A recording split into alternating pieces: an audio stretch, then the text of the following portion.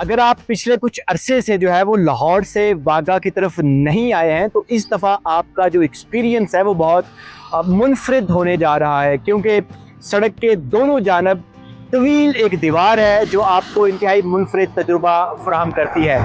जबकि ना सिर्फ ये पूरा इलाका और ये पूरी सड़क जो है वो साफ़ सुथरी कर दी गई है, बल्कि इस पर बड़े दिलचस्प बोर्ड भी लगाए गए हैं। जो आप मेरे पीछे एक बोर्ड देख रहे हैं, यहाँ से अमृतसर जो है वो 30 किलोमीटर, जबकि दिल्ली जो है वो 456 किलोमीटर है।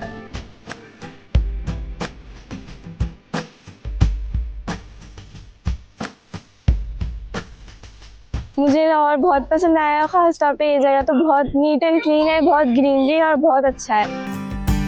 ये बहुत अच्छा लगा। मेरा तो फर्स्ट टाइम आना हुआ है। जैसे यहाँ की साफ सफाई और ये कॉरिडोर जैसे बना हुआ है, जैसे सिक्योरिटी है, तो ये बहुत अच्छा बना हुआ है। सयाहों के लिए जो है, जो घूमने फिरने आते हैं उनके लिए बहुत अच्छी जगह है ये। बहुत खूबसूरत है, कंफर्टेबल है। हमें यहाँ पे आके खुशी हुई है, हम बच्चों को भी लेके आएंगे।